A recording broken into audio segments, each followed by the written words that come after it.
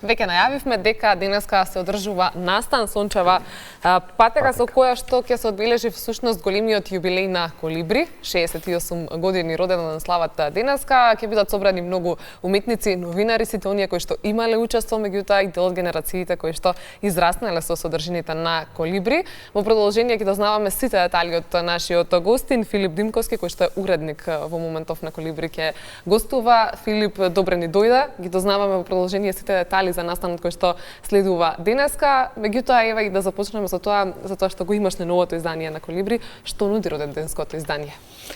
Добро ве најдов и ви благодарам за поканата што ни дадовте можност да проговориме. 68 години, па и не се така малку. Израснале со нив со страниците на Колибри многу генерации, наши баби, дедовци, па мајки, татковци, па сега се уште и ние и сега растат нови генерации, за среќа.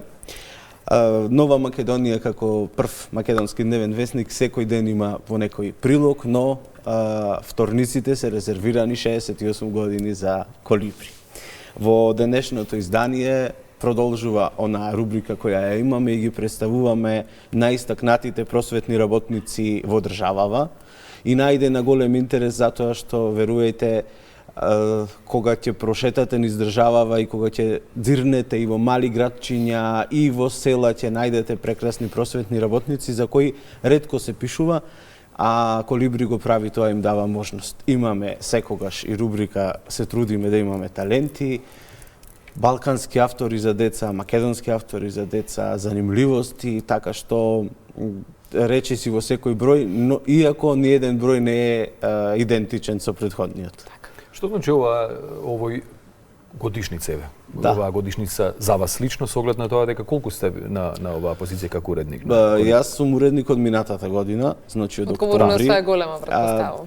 И јас пораснав со Колибри, прво како читател, потоа како соработник, уште за време на основно, па потоа средно и некако откако станав надворешен соработник на Нова Македонија, па новинар во Нова Македонија и сега ете уредник на Колибри. Да, одговорноста е голема затоа што се продолжува таа патека тргната од 1958 година и е одговорност за сите, заради сите претходно што работеле, но и заради фактот што постојано треба да се трудите да бидете во тек со денешните деца, односно да им понудите и вредности, но да бидете и блиски до нив. Тоа сакав да го прашам, колку е тешко, лесно денеска да се одржи континуитетот на едно вакво издание? Тешко е, затоа што предизвиците се многубројни. Ако споредиме и ако знаеме дека во минатото малку извори на информации имало, значи една телевизија, да кажеме, Македонската радиотелевизија и еден весник на почетокот Нова Македонија, сега децата имаат море од информации преку интернетот, преку телевизијата и така натаму, и сега вие се соочувате дури и со генерации кои треба и да ги едуцирате што значи печатено издание и што значи весник. Затоа што намалена е таа традиција да се купува весник, но гледам дека затоа често сум со децата за да тестирам и да видам како реагираат. И реакциите се многу позитивни. Всушност тоа е и целта. Преку Колибри ги создаваме идните читатели на весниците и ги едуцираме медиумски да бидат писмени, да знаат да направат разлика меѓу добрата информација.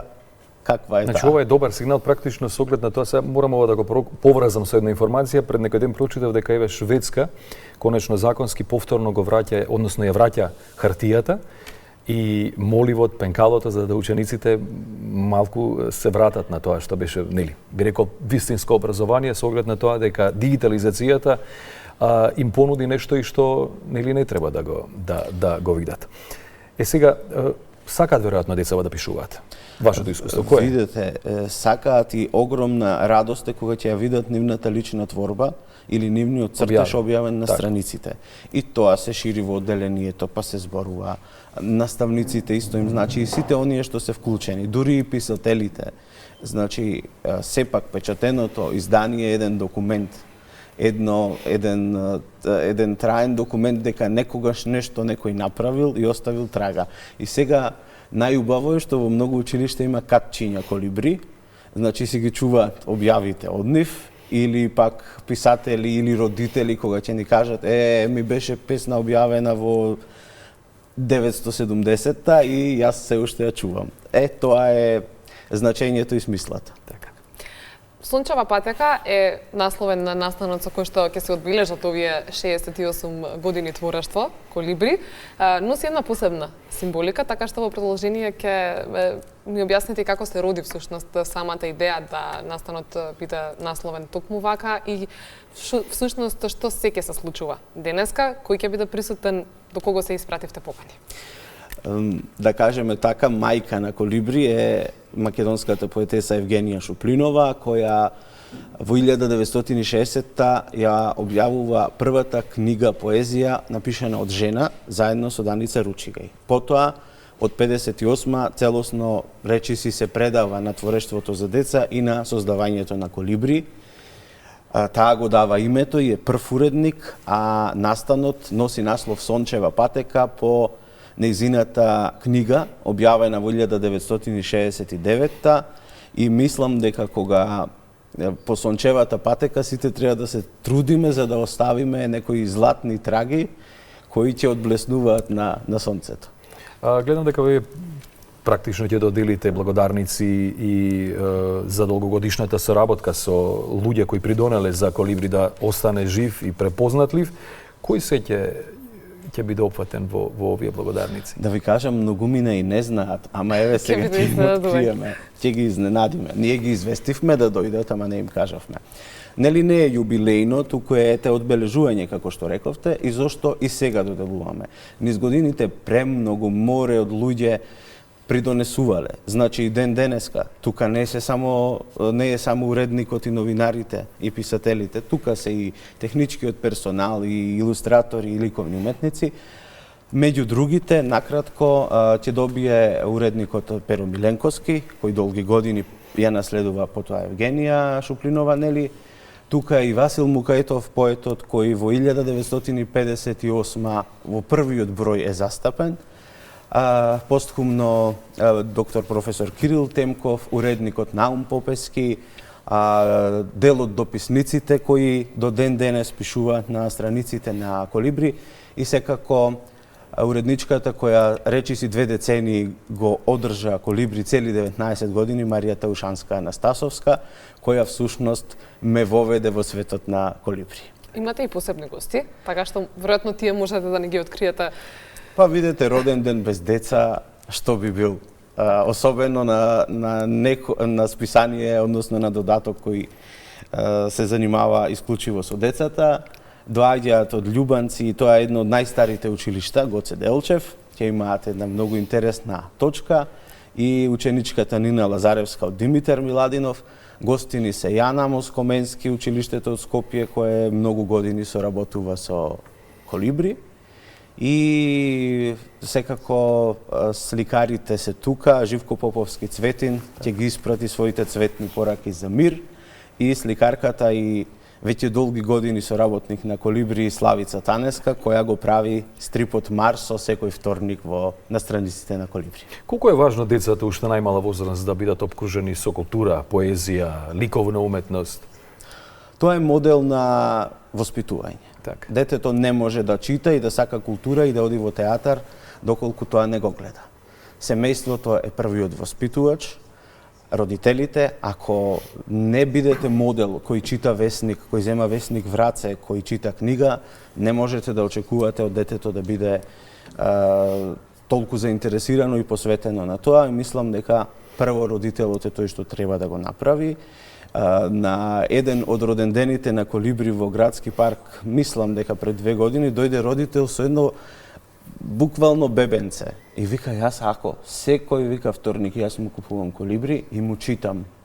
Тоа е воспитување. Сега кога веќе напоменавте вие, бидејќи предизвиците се огромни, дали планирате нови содржини или нов пристап практично да се доближи до пошироката детска публика Колибри?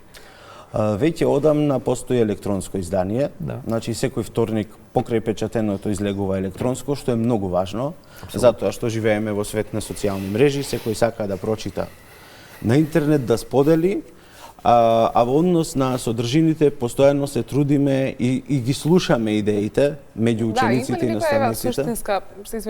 Суштинска разлика не само во начинот на кој што децата сега ги добиваат и ги примаат информациите, затоа што весник, кажавме, предизвиците се големи, да се стекне навиката да се купува весник и да ја почувствуваат магијата на пишаниот збор, меѓутоа што се однесува до содржините. Гледате ли вие како некогаш читател на Колибри, а сега уредник, суштинска разлика која што се проткајува и што ги привлекува денешните генерации од страна на теми и содржини? Многу е убаво прашањето и мислам дека долг одговор некогаш цела емисија ќе направиме за ова ако сакате. Суштински разлики не, водичот е позитивната мисла и намерата да се воспитува. Тоа се вредности кои се универзални. Меѓутоа има промени во изразот, да кажеме. Друго, морате, децата сега во тоа море информации веќе не прават разлика. И мислам дека основа на доближувањето се живите средби, живиот контакт. Тогаш не треба кој знае што да им направите на децата, да ги убедите. Кога ќе го видат весникот, кога ќе го почувствуваат мирисот, после сами сега и јас секој вторник ќе си купувам. Сега да, некој купува, некој не. Ама гледате дека промената се случува. Така. Што да очекуваат гостите денеска на одбележувањето? Денеска роденденски. Наместо торта делиме книги, Нова Македонија ќе подели книги за 50 на деца.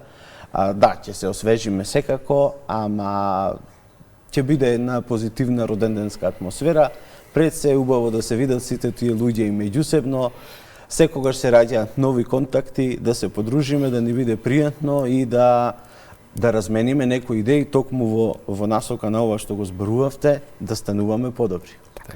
Ако би можела да го опишете Колибри во неколку реченици, духот всушност на секој издание на Колибри? Имам еден стих, вели сите вторници се празници заради 4 насмејани страници. Ете така. Вака го завршуваме разговорот. Посакувам многу среќа на настанот кој што ви предстои денеска и секако да траете уште многу години.